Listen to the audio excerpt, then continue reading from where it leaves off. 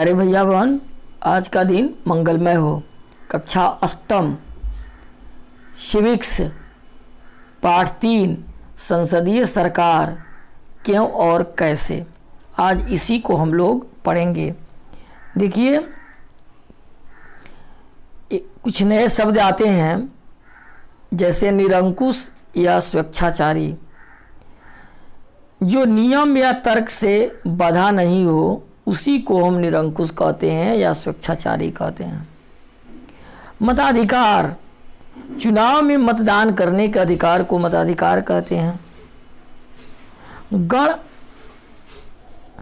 आपूर्ति, किसी बैठक में सदस्यों की न्यूनतम संख्या में उपस्थित जो उस बैठक के शुरू होने या उसमें कोई निर्णय लेने के लिए अनिवार्य है उसको कहते हैं। सार्वभौमिक मताधिकार, सभी वयस्क व्यक्तियों को मत देने के अधिकार को, जिसमें स्त्री पुरुष दोनों शामिल होते हैं, उसको वयस्क मताधिकार कहा गया है। अब देखिए, हम आपको बताएंगे भारत में संसदीय प्रणाली क्यों अपनाई गई है, इसके बारे में हम आपको बताएंगे। भारत को एक लंबे संघर्ष के बाद जो है आज़ादी प्राप्त हुई। संविधान निर्माता अधिकतर वे लोग थे जो राष्ट्र के नायक थे, राष्ट्र के अगुवा थे, जिनका देश के आज़ादी में, देश के स्वतंत्रता संग्राम में अपना उल्लेखनीय योगदान रहा है। उनके राष्ट्र के लिए एक सोच थी, वो राष्ट्र के लिए कुछ सोचते थे। साथ ही वे भारत के विभिन्न समुदाय और क्षेत्रों के हितों और आकांक्षाओं का भी प्रतिनिधित्व करते थे। ऐसे लोग थे। वे लोग भारत के लिए संसदीय स्वरूप की सरकार का चयन किया है। संसदीय प्रणाली मंत्री परिषद के सामूहिक उत्तरदायित्व के सिद्धांत पर काम करती है।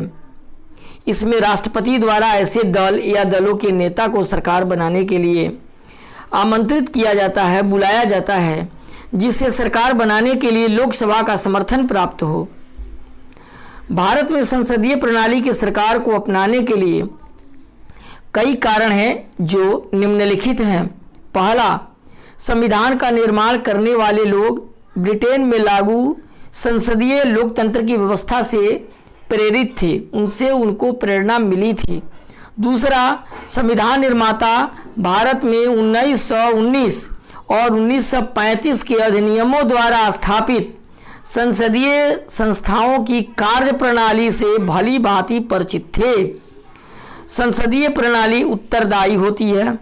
तीसरे नंबर में, मंत्री परिषद सामूहिक रूप से लोकसभा के प्रति उत्तरदायी होती है। संसद के इस सदन में यानी लोकसभा में जनता द्वारा चुने गए प्रतिनिधि होते हैं।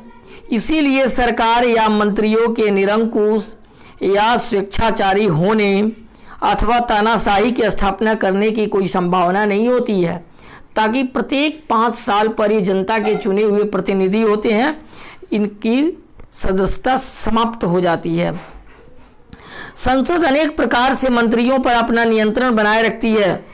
प्रश्नकाल एक महत्वपूर्ण युक्ति है जिसके माध्यम से संसद सदस्य जो होते हैं वह सार्वजनिक महत्व के मामलों पर सरकार से जानकारी प्राप्त कर सकते हैं। कभी कभी प्रश्नकाल के दौरान में ये देखा जाता है कि सरकार की विफलता भी उजागर की जाती है। ये सरकार किन क्षेत्रों में, किन मामले में विफल है। विपक्ष मंत्री परिषद के विरुद्ध हमेशा अविश्वास प्रस्ताव ला सकता है। यदि प्रस्ताव पारित हो जाए तो सरकार को त्याग पत्र देना पड़ता है। अगर प्रस्ताव पारित नहीं हो तो वही सरकार जो है काम करते रहती है, आगे तक होती है। अब हम आपको बताएंगे संसद का अर्थ।